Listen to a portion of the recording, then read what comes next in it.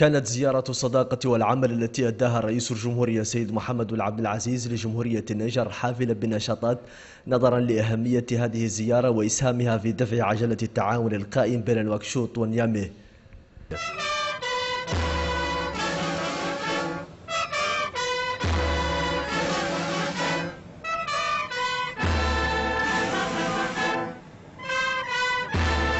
وقد حرص سكان نيامي وأفراد جاليتنا المقيمة في النيجر على تخصيص استقبال شعبي متميز لرئيس الجمهورية عكس متانة الروابط الأخوية بين الجانبين.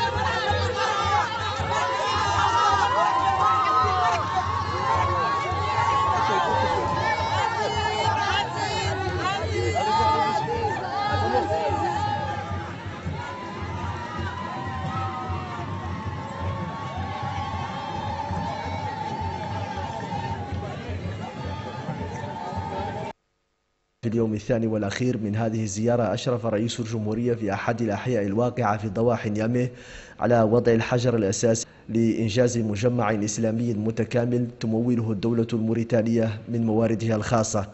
وتترجم هذه الخطوة اهتمام السلطات العليا في البلد بإحياء الدور الرائد لبلاد المنارة والرباط في نشر الإسلام وعلوم لغة الضاد.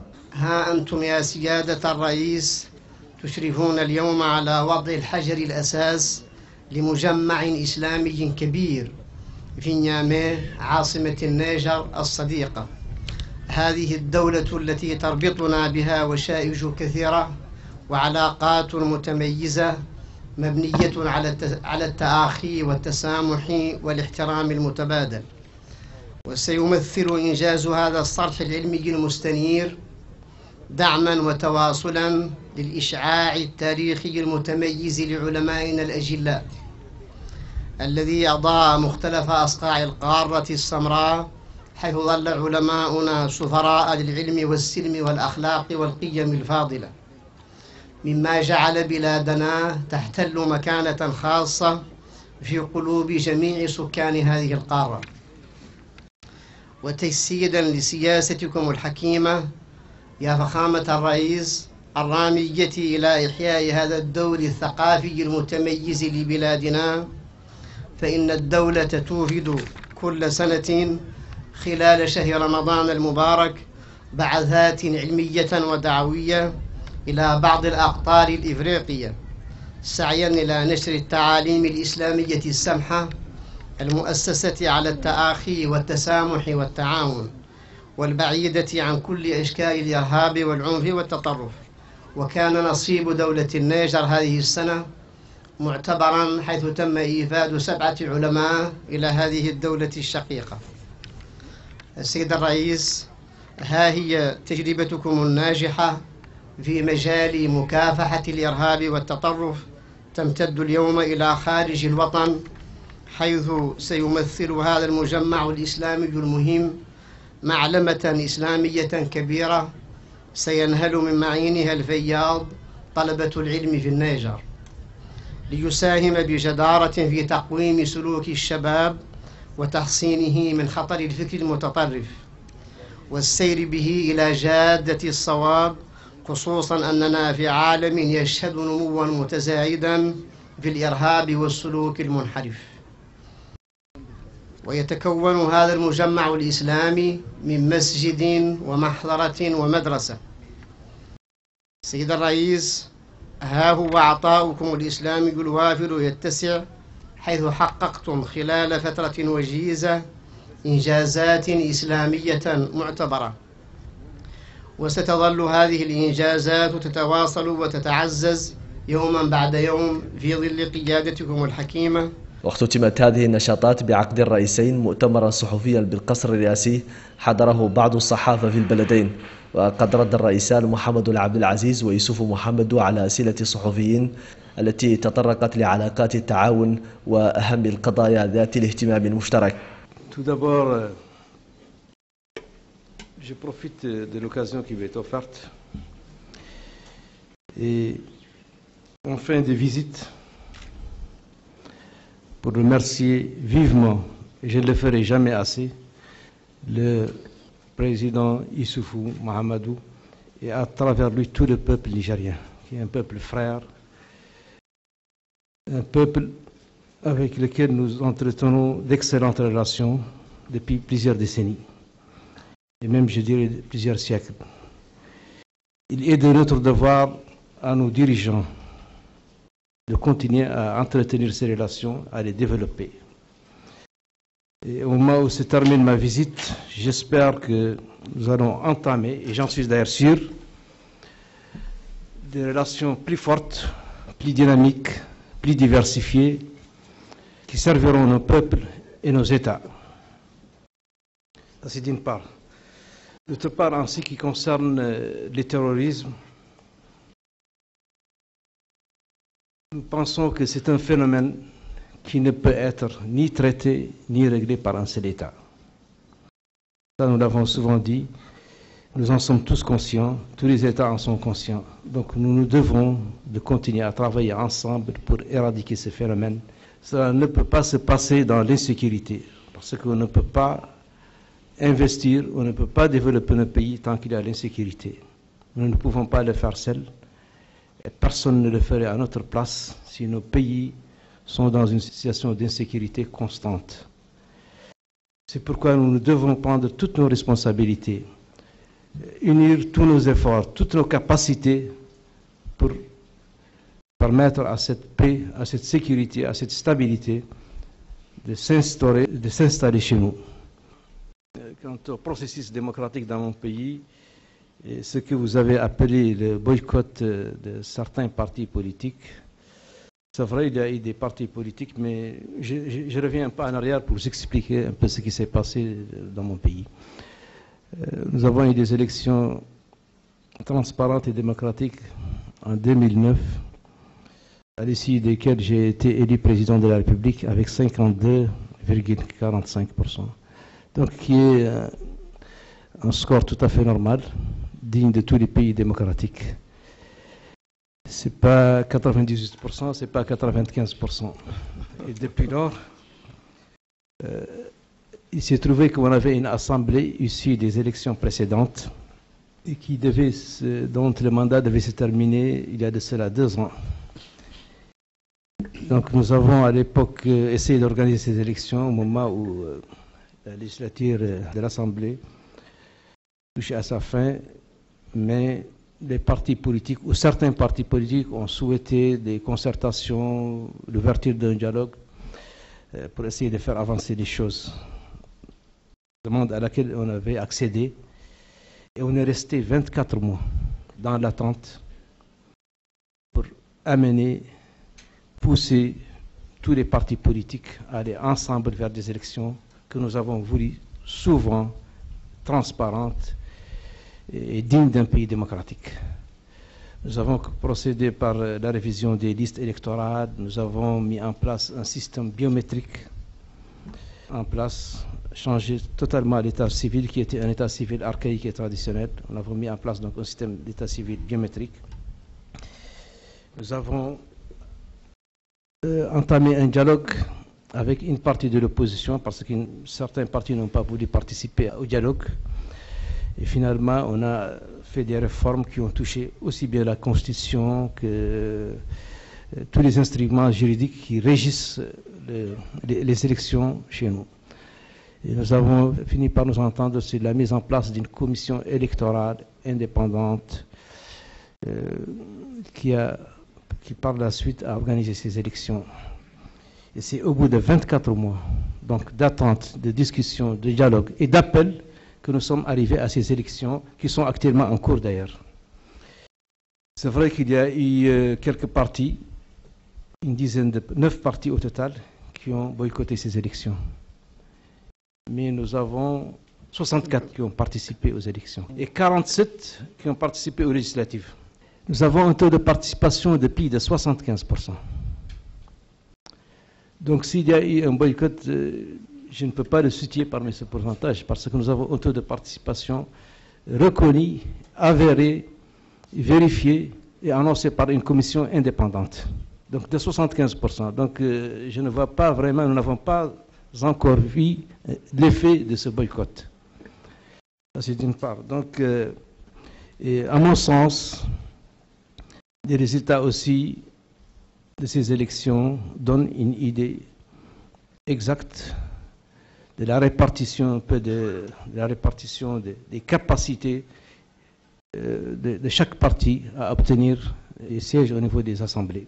Les partis de la majorité ont eu, avec le parti qui soutient le président de la République, ont eu une majorité qui est visible et les autres partis ont eu chacun ce qu'ils devaient avoir en fonction de ses possibilités, de ses capacités et ses capacités de convaincre les populations.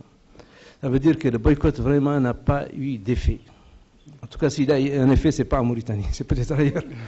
Donc la CENI est en train d'organiser le 2e tour des élections parce que nous sommes en ballotage. Nous avons, je crois, sur 218 communes, nous avons en ballotage encore environ une centaine, je crois, comme une centaine. Ce qui d'ailleurs aussi prouve que les choses se sont passées très normalement. Nous avons utilisé aussi des bulletins uniques qui sont imprimés à l'étranger et à la demande de cette commission électorale indépendante qui a à charge d'organiser les élections et d'annoncer les résultats. Et je crois, à mon sens, que les choses se passent très bien. Les choses se passent très bien. Et il y a un processus qui est suivi. Il n'y a pas eu de troubles. Les appels au boycott n'ont pas eu d'effet. Les appels au sabotage, même des élections, n'ont pas eu d'effet. Personne n'a suivi. Les Mauritaniens ont voté tous. La campagne s'est très, très, très bien déroulée dans une excellente ambiance de paix, de sécurité et de stabilité. Cela dénote de l'état d'esprit de nos compatriotes et de leur degré aussi d'éveil, de l'importance aussi qu'ils jouent à la démocratie. Mais j'en suis vraiment fier et l'occasion d'ailleurs pour moi de les féliciter tous pour ce comportement. Pour ce qui est du sommet de paix et de sécurité, le développement doit se passer en fin de semaine en France. Nous pensons que c'est un sommet utile à l'Amazigh, ça va nous permettre de nous rencontrer, de discuter de ces problèmes qui concernent nos pays et qui concernent l'avenir de nos pays. Nous avons besoin de sécurité pour nous développer, nous avons besoin de développement aussi pour asseoir une sécurité, parce que la sécurité coûte excessivement cher. Donc il ne peut être financé que par un pays qui a des moyens, un pays développé. Mais nous devons toujours aussi savoir une chose, que l'Afrique, que le développement de l'Afrique ne peut être fait que par les Africains. Nous devons compter sur nos propres moyens, sur nos propres ressources, gérer avec parcimonie ce que nous avons comme moyens. Et ça passe par une bonne gouvernance, ça passe par l'ancrage de la démocratie, par les bons choix. Sinon aussi, continuer à nous entraider avec l'extérieur, qui ont plus d'expérience que nous, qui ont plus de moyens. Mais cela ne veut pas dire que nous devons nous décharger sur les autres. Je vous remercie. Bien, je vous remercie. Je voudrais d'abord profiter de votre question pour renouveler mes remerciements à mon frère et ami, le président Mohamed Ould Abdelaziz, pour l'honneur qu'il vient de faire au Niger, au peuple nigérien, à travers la visite de 48 heures qu'il effectue au Niger.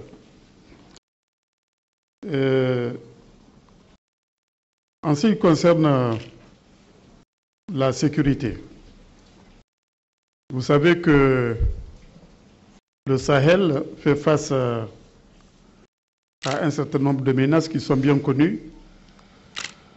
La menace terroriste, la menace des organisations criminelles. Je crois que nos deux pays sont, je dirais, à l'avant-garde du combat face à ces menaces. Et la Mauritanie joue un rôle central dans ce combat. J'ai eu hier dans mon discours à le rappeler, avec quelle détermination mon frère est engagé pour d'abord sécuriser bien sûr la Mauritanie, mais également pour, au-delà de la Mauritanie, apporter sa contribution à la sécurisation de l'ensemble du Sahel. En tout cas, nous, au Niger, on apprécie très positivement les actions menées dans ce domaine-là par nos frères mauritaniens et en particulier par le président Mohamed Ould Abdelaziz dans ce domaine. Nous avons beaucoup échangé sur cette question et je me réjouis de constater que nous avons une parfaite identité de vue sur les mesures à prendre, sur ce qu'il faut faire, afin que le Sahel devienne un espace de paix et de sécurité, afin de juguler le terrorisme et le crime organisé dans notre région. Nous sommes conscients aussi du fait que les problèmes de sécurité sont aussi des problèmes de développement. Et c'est pour cela que nous sommes tous conscients de la liaison qui existe entre sécurité et développement. Et vous avez dû le noter dans le communiqué conjoint. Nous avons salué la stratégie intégrée des Nations Unies qui fait une place importante aux questions de développement économique et social, au moins dans les 5 pays du Sahel, la Mauritanie, le Mali, le Burkina, le Niger et le Tchad. Donc ensemble, avec mon frère, nous allons faire en sorte que nos peuples puissent profiter au maximum des ressources qui seront mises à notre disposition afin de créer les conditions de la lutte contre la pauvreté. Parce que comme on le sait, la pauvreté est le principal allié je dirais, du terrorisme et du crime organisé. Donc nous allons marcher la main dans la mise en œuvre de cette stratégie.